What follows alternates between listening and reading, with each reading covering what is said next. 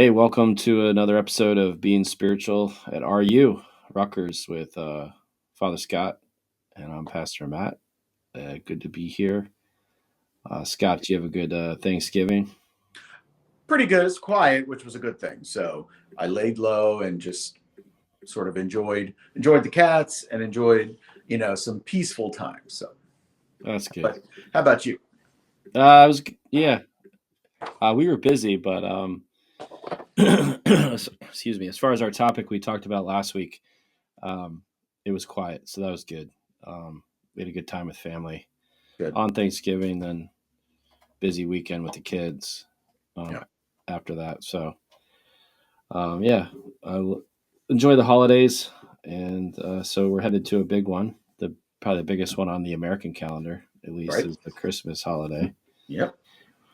And I think a lot of times, kind of the topic for today, a lot of times people forget this period between Thanksgiving and Christmas on the church calendar is called Advent. We just kind of jump, actually, now earlier and earlier, we jump to Christmas, and just celebrate Christmas, right? After Halloween, we jumped to Christmas Yeah, yeah, for now. So that's all about retail, of course. That's all, yeah. you know. I have a good friend who I help kind of on the side sell Christmas trees, and he sold more earlier than he ever has. Wow. So he feels like it's actually moving earlier than ever before this year. I'm always afraid to buy a real tree too early because it will dry out. But Yeah, I've learned that if you buy the right tree, it'll last a long time as long as you keep it watered. There yeah, are of certain trees, and they're always the more expensive one, of course, course. that will last a couple months if you keep them watered. Well, So we'll have to talk about that more later because I'm definitely yeah, curious about which trees are the best. So, yeah. but So Advent, we want to talk about Advent. I've titled the topic "Waiting Isn't Helpful." Kind of a little catchy line, but mm-hmm.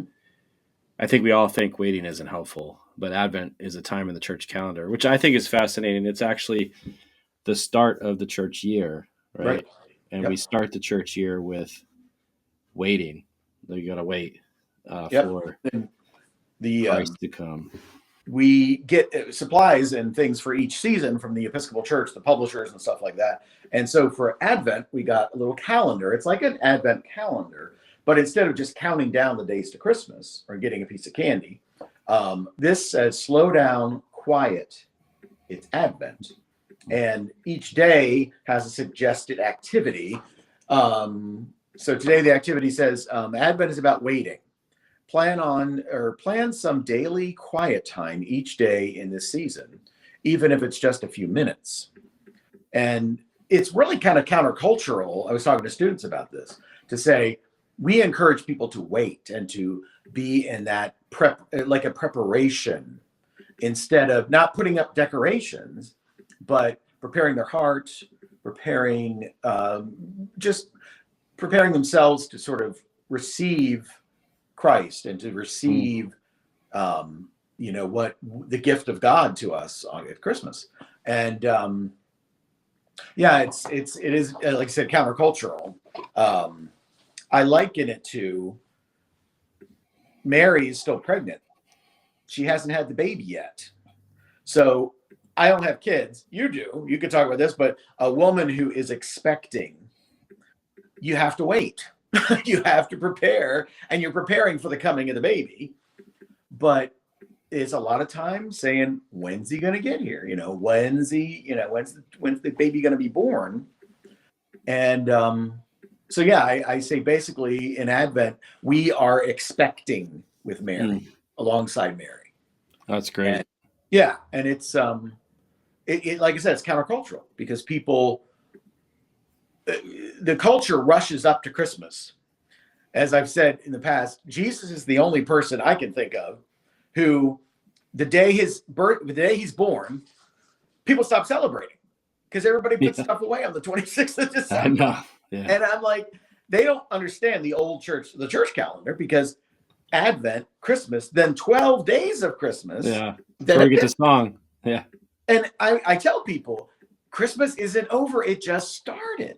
Yeah. But the retailers have made it front loaded it all. The retailers have said, you better get your stuff done. You better get, and they worry about, like people hearing Christmas carols, things like that.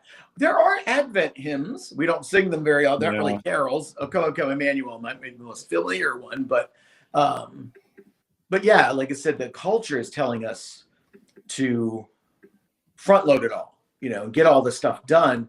And Christmas is the end of it. And like I've told my family and others, I say, no, it's just getting started. We have 12 full days and then Epiphany. So there's a lot of partying we can do between the two. And New Year's and like lots of like saint days, stuff like that. Yeah. So yeah, it's sad that even a lot of Christians have just sort of given up on sort of that waiting. And it makes sense even culturally, because a lot of people get a lot of time off the week between Christmas and New Year's. Exactly. It's a great time to be with family, relax. Your schedule is a little off, but that's fine, And it's back in medieval times and around then, when during the 12 days of Christmas, they didn't do any farming. They would make sure they took care of their cattle, and the animals needed attention. Milk the cows and, feed the sheep, feed the pigs, but they intentionally took that time as a rest from labor, but they would replace it with celebration and partying and eating a lot. So, yeah, it's traditionally a time to party. And the whole idea of the 12th night is the last night is the night before Epiphany. Yeah. And it's sort of your last big party, and you try to eat up all the leftover stuff, and get ready. Burn the Christmas trees too. Yeah, some of them have different traditions, different places. Yeah. They burn the Christmas tree. They used to burn the Yule log, different things like that. Oh yeah. But yeah, some would burn the Christmas trees. Some do fires on New Year's Eve. I'm not sure if that's necessarily religious, but I just think different cultures and even local traditions have started up. And that people, do the things like, do you open your presents on Christmas Eve? Do you open them on Christmas Day? That kind of thing. Yeah. It just depends on who you ask. It's not mandatory to do any of that. So, but yeah, we don't want to rush. We don't want to get to Christmas too quickly, but stay on Advent for a while, because I like this call to slow down, take some time, and prepare. So, well, even like the idea of pregnancy, I like that metaphor for this season too. And you think about our culture, we still have to wait. You can't like rush the baby being born. But a lot of people plan C-sections, right, or plan induction because all right, we're going to make it to this day, and we're not waiting a day longer than that. Right. And that's fascinating. I guess C-sections are old, but like inducing, I think, is new, fairly new. Yeah. You didn't rush the baby. You let the baby bake as long as it wanted to bake. Yeah. You let the baby stay in there. And that's what I love about the church calendar, is that it actually forces us, if you follow it and you enter into it, it does force us into these rhythms we're not used to, right? Like the waiting. And so I think that's important. And waiting's frustrating. It really is. I mean, and I think, but we spend most of our lives waiting. I mean, think about college students. You're waiting to get out of high school. You're waiting to get your college degree and get through your major. You're waiting for that job, like waiting to figure out what you're going to do with your life. Your life is filled with waiting, right? You're waiting. Am I going to get married? Am I going to have kids? Like, what's that look like? All those things. Waiting for my family, like we talked about last week, my family to accept me for who I am. Right. The list goes on. And I read a quote this weekend in my service when I was preaching from Henry Nouwen. He was talking about Advent, and he said, how do we wait for God? We wait with patience, and then he clarifies, not with passivity. It's not like waiting in line for the bus to come or the rain to stop or the sun to rise. It is an active waiting in which we live the present moment to the full in order of where the signs of the one we are waiting for. So I like that like in our waiting, we're still kind of active, Yeah, it's not you passive. know? Yeah. It's Just like laying around. Yeah. in the waiting, it's about connecting with the divine. Like, how are you growing with, your God? How are you growing with your relationships with your family and your friends? Mm-hmm. All of those things. How Yep. are, taking it to what I mentioned earlier about the job or your major? How are you in the waiting, building yourself up so that you're a better candidate for whatever you're Mm-hmm. pursuing, Right. And Um, that there's so much procrastination we can do, but this is really the opposite in a way, because it's mindful preparation, like I was saying. And like you would, again, I've never had a baby, but you would prepare your home if, yeah, nesting. the That's woman's good. about to, yeah, Yeah. I mean, she's about to give birth. You're going to prepare the house. You're going to, get things ready. And in your mind and your heart, you're preparing to be a parent, and yeah, I think that's very similar spiritually. Yeah. What I think it's joy to the world, one of the hymns. Sorry, again, rushing to Christmas, but let every heart prepare him room Mm. is one of the lines. Yeah. So this idea of preparation, making room. So it's not just, Christmas carols and, silly songs and shopping. That can be just so overwhelming. But yeah, I think it's good that we can take a different pace. And like I said, pray, read the devotional. There are a lot of devotionals out there. And just intentionally take a step back from sort of the craziness of Christmas culture, Yeah. I think that's important. You bring up that I love that resource Episcopal Church gave you, the slow down. And Yeah. I love that idea that like in this busy season to take time. I mean, even for college students going through finals and the semester stuff, to And find time to pause. if you are on Rutgers campus, you can come by the Canterbury House and get one of these. I'll be glad to give you a copy. I've got many. So if the students want to come by, and we've got other devotional things. It's only the fourth of Day of Advent, so Yeah. you Just can the still beginning. jump in, and you could jump in toward the end. That's fine too. But if you've got time, and it's busy right now, we only have, this is the last full week of class, and so students are preparing for finals and the end of the semester. But at the same time, to and it's another aspect of this that I love is that, and it's not a mistake that it's this time of year, but how the darkness is really noticeable. It gets darker early. And one of the things we are waiting for, like everyone else, is the solstice, when the days start getting longer again. And in our culture, we call that the first day of winter. But in other cultures, they actually call that midwinter because it's the middle point, which makes more sense in my mind. But from now on, the days will start getting brighter and longer. Days will get longer. Sorry, cat.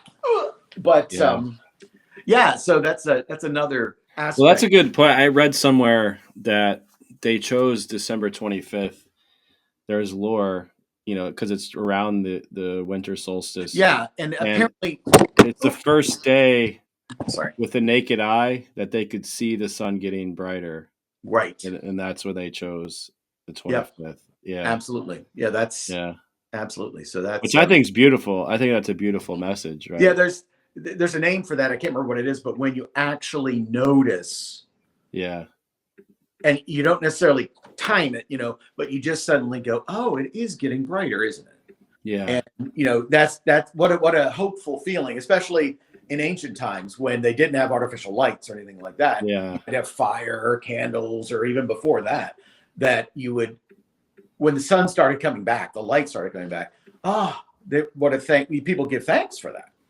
And that's a beautiful, I think, image again of the sun, SON and SUN coming. And like you said, it's important that whoever is a pope, I think, who chose December 25th, to be the day was in a lot of ways to put Jesus in that equation with the days, getting longer, the coming of the Son. So, Yeah, no, it's great.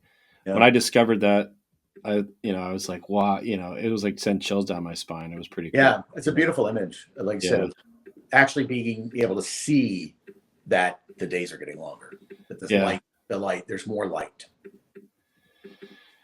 And so, yeah, I mean, this is an important, I think, season, not to forget Advent. It comes at finals time. It comes at a busy time for our culture. Yep. And so it's a great reminder just to slow down. If you can find time to do that. And you have to be intentional. I think that's the important part. You do have to be intentional. Yep. That's why, something like a calendar or a devotional you can get where you have the discipline every day to read like a page. Devotionals can be really short. They don't have to be very long. Just read that like when you get up. Or if there's like a Bible study you want to do, just read the passage, say a prayer. It doesn't have to be that involved. But again, it's that intentionality, like you said, to actually take a moment, pause, and don't just rush to the next thing, but prepare your heart in that sense, align your heart, and listen for what God is trying to tell you and what God is giving you. When we actually notice moments of grace, some would say, we notice something like the light getting brighter, but other things we notice, maybe we notice that if we're more patient, or if we prepare and we slow down, maybe we're more patient with ourselves and with other people. And yeah, it's good. Yeah, things like that we can point to and say, this is a result of my slowing down, my taking time, and yeah, it's good. Yeah.